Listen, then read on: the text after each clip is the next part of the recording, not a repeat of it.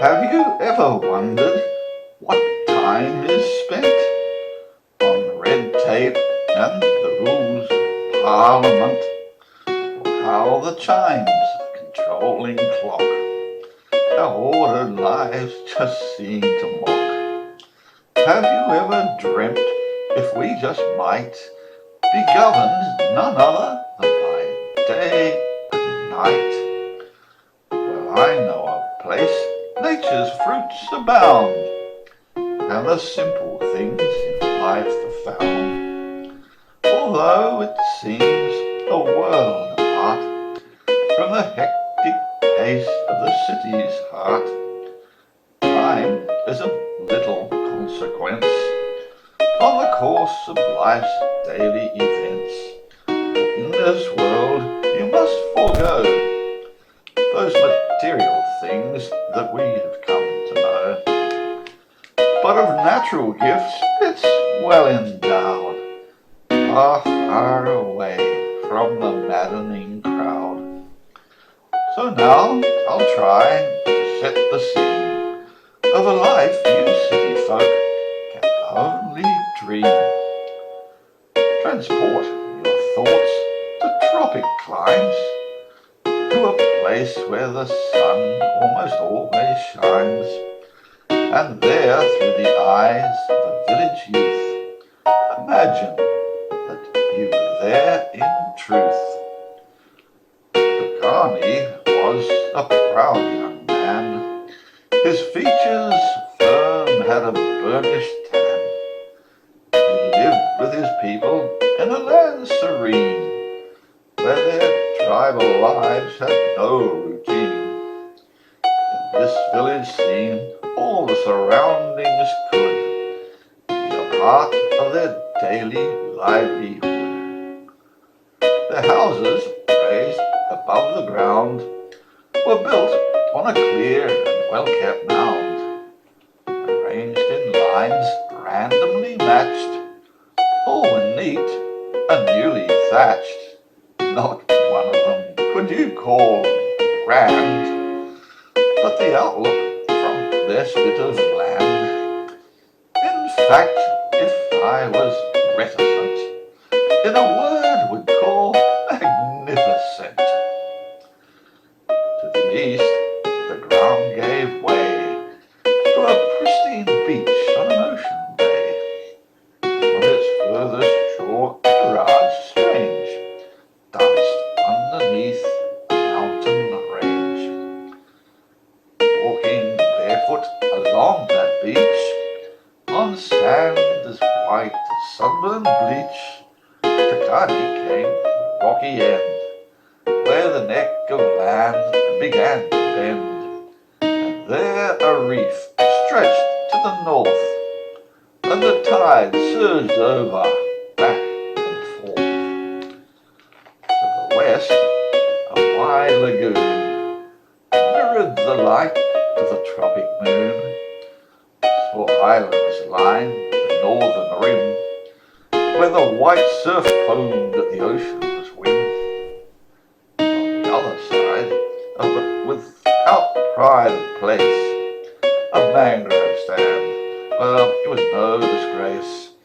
Where the jungle meets the sea, the mangroves are the hub of the ecology. They have their purpose, while at the back grew the sago palms they called sac-sac.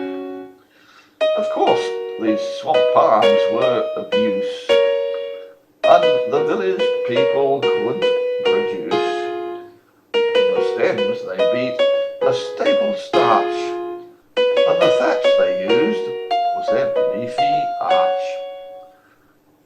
From the nearby bush flowed a crystal stream that allowed the sunlight to intervene, and the little isthmus at its mouth joined the mainland just to the south, and there the trees grew majestically on the fringe of the forest canopy.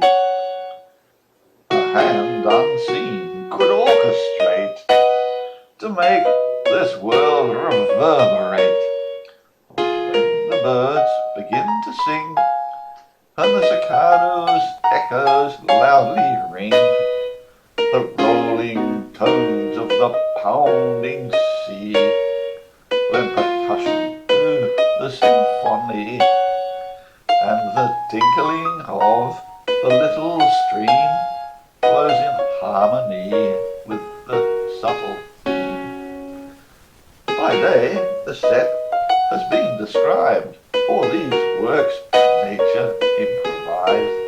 But when the sunlight leaves the sky, come the fairy lights of the firefly. Carney's people had cleared walking paths that joined the gardens with the water baths. So through the bush they could move about and regain their bearings when in doubt. The livestock that the tribe maintained also wandered unrestrained. Chickens, pigs, and the family pets shared their food and accoutrements.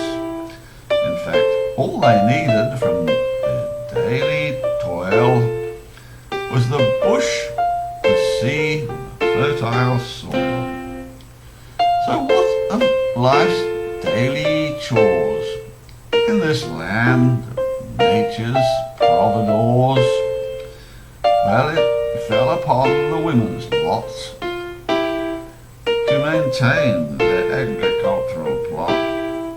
Men built houses and garden palisades that prevented the pigs from making raids. But Carney, he liked to fish, and seafood here was a staple dish. The craft with which he plied the sea were lined on the bank of the estuary. Just recently, he helped select a tree most suited in this respect. In the shade he now watched the craftsman hew at that log as he fashioned a fine canoe. Carney marvelled at the skill that shaped the hull to the builder's will, content to sit and patiently wait, for the canoe was his to initiate. Around Takani, the village children played as palm trees over their playground swayed. These graceful palms providing shade, the agile children usually stayed. By scurrying up to the dizzy top to pluck the coconuts and let them drop. The green nuts would sometimes burst. They drank the milk to quench their thirst, and the mature nuts they had learned to husk satisfied their hunger until dusk. In the tropic heat they knew no shame. Naked children engaged in a lively game. On one hand came their sounds of mirth as they frolicked in the foaming surf. The limb of a large tree spread abroad over the water served as a diving board. The village nestled in between, so their antics never went unseen. And come evening, as they ate by the fire, they grew quiet and were ready to retire. At night, while those little children slept, their brothers around the fireside crept, and they listened intent to the men relate affairs of their world from some bygone date. The stories, as the night progressed, from the facts most blatantly digressed, as from the effect of its narcotic balm, they chewed the nut of the beetle palm, and they told the tales that will never die, of their spirit world and the Masalai. There were times when they thought interact with the people outside of their forest tract, and the message sent was not on foot, but by the booming beat of the Garamut. The social event was planned for days, a sing-sing set in their traditional ways. As the nominated date approached, the young ones in the dance were coached, and when the tasks had all been shared, they watched for their neighbours, well prepared. As the setting sun began to fade, throbbed a kundu beat from a forest glade. Torchlights flickered through the trees, and the chanting grew in the evening breeze. Weird shadows cast along the track by the eerie masks and their features black, went into the clearing with full effect.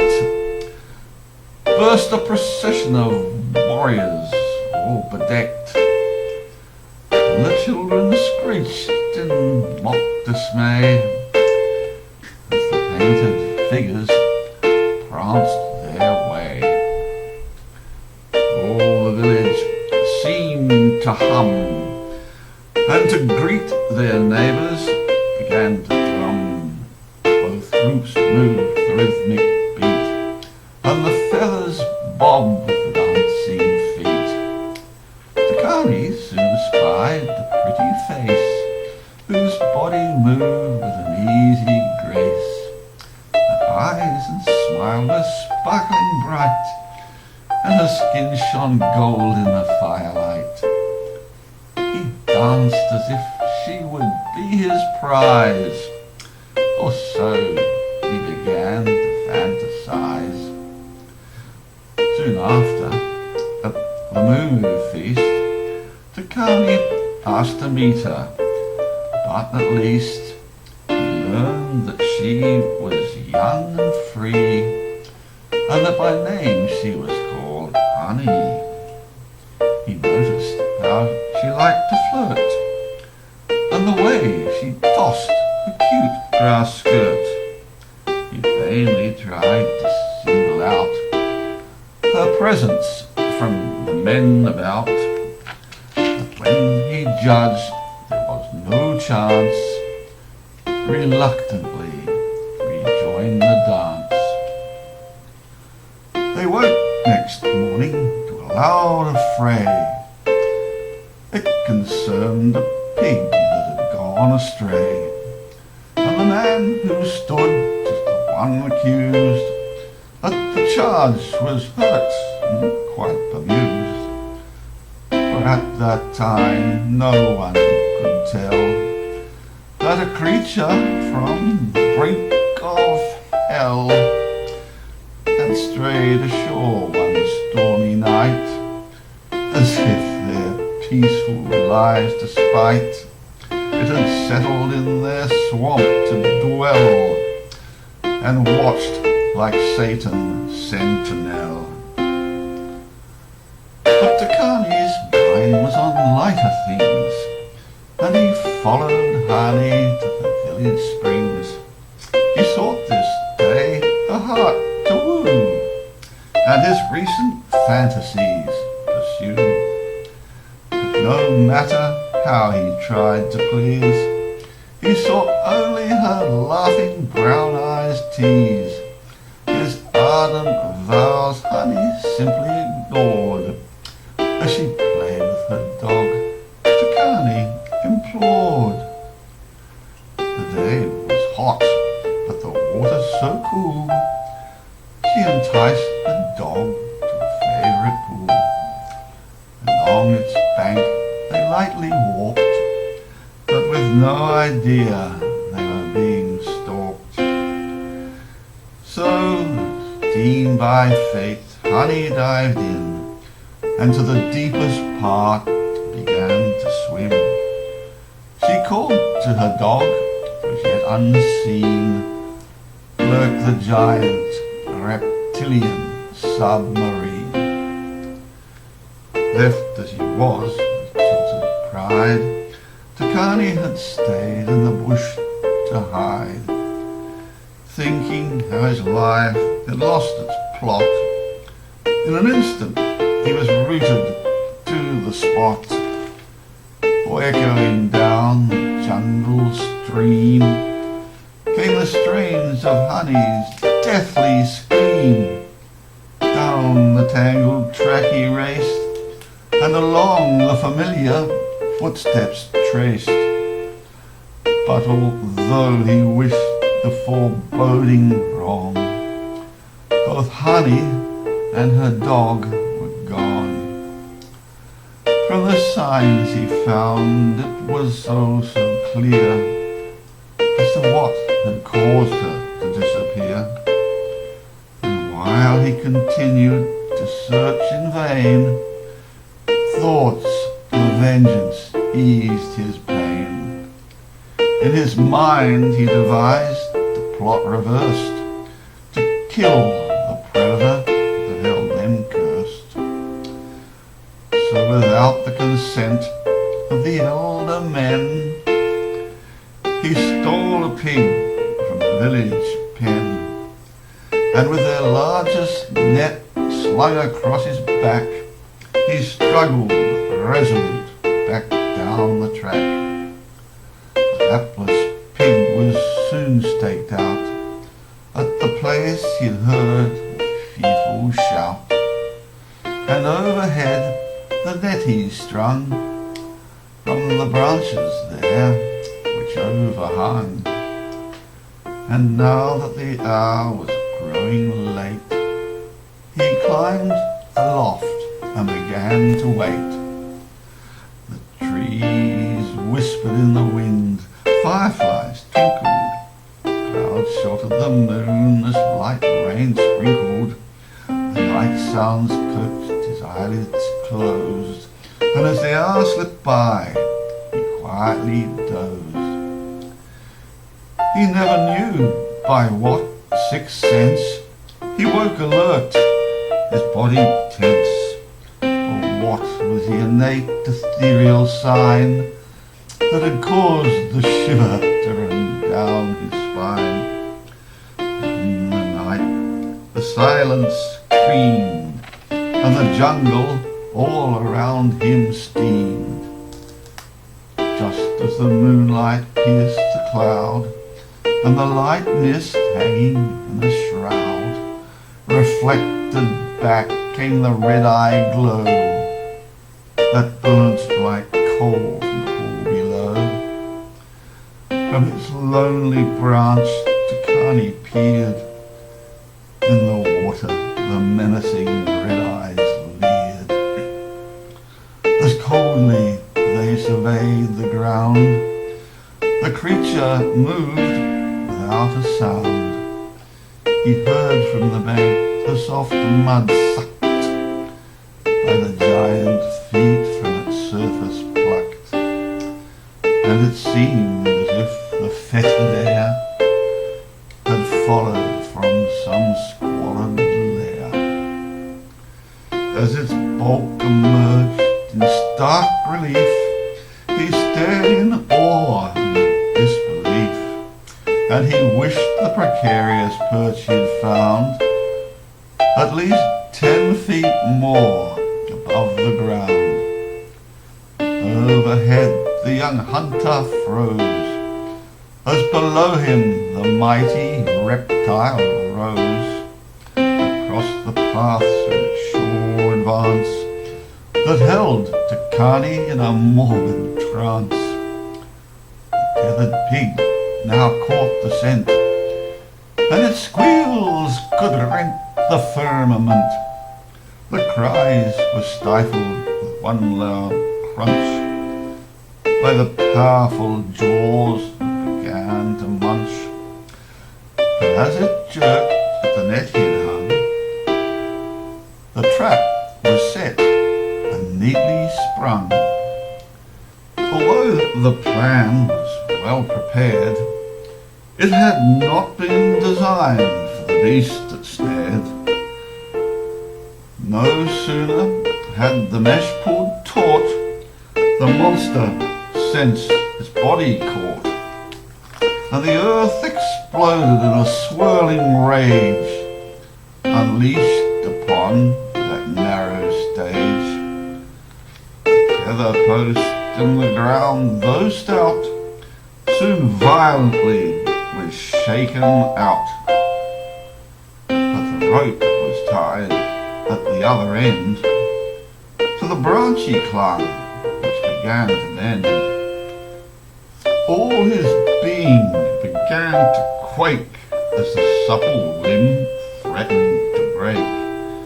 Still below the awesome reptile thrashed. Then on top the bough, and the young man crashed. In the midst of a deadly barrel roll, Takani fought for his life and soul, as a massive tail whipped and cracked. From one fearful blow his thigh bone snapped, and his last thoughts as his senses paled was that the foolish, impetuous scheme had failed.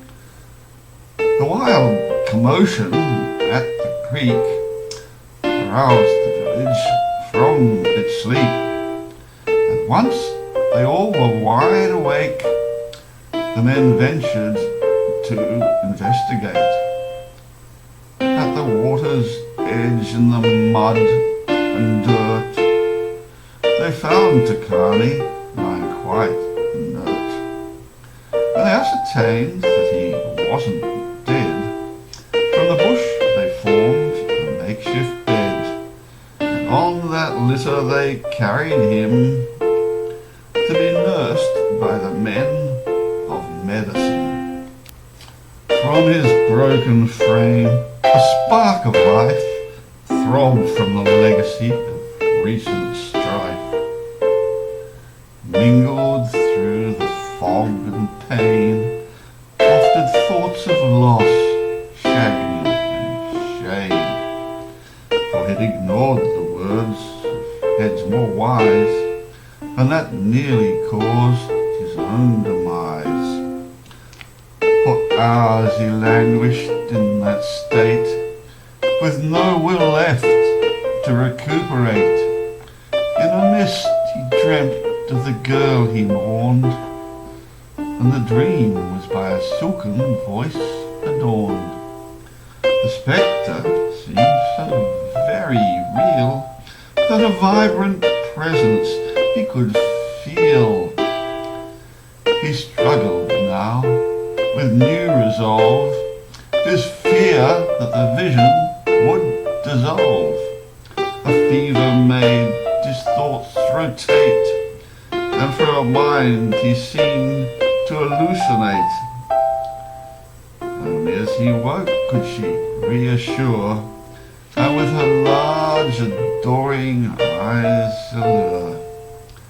When his mind at last became more clear, he listened in wonder so as to hear of Honey's ordeal, which began to unfold as slowly the gripping tale was told. When her dog was taken by the beast, she had thrashed out wildly to the east, clawing her way through the sago stand and the barred fronds that barred solid land. By the time she reached the other side, raked by the thorns and petrified, she realized that the one way back ran the awful risk of a new attack. For 2 whole days she hid in fear of a monster lurking to the rear. Yet all was well as it came about, or so she found when she ventured out of the giant crocodile. There was no sign. It had vanished as if by some strange design. For although not dead, it had in fact removed to some far-off habitat. Honey, self-esteem restored, found his courage had been its own reward. For though Honey had always seemed to taunt, her affections she now tried to flaunt. It's from such exploits that legends start, and from other tales set apart. So as the years passed by them flew, by the telling Takani's reputation grew. The village held him in such high esteem, they made him a chief of the tribal team. He now walked with a limp and had grizzled hair. Still he and Honey made a handsome pair, and no matter how they stretched the truth, they were both extolled as living proof. Now although this story may be marred, and the peaceful subject somewhat scarred, remember that just one event was blamed on the part that the devil sent. For Takani surely did not fret, nor that twist of fate he regret. And although the circumstances had been strange that had caused his life to rearrange, till he and Honey lived content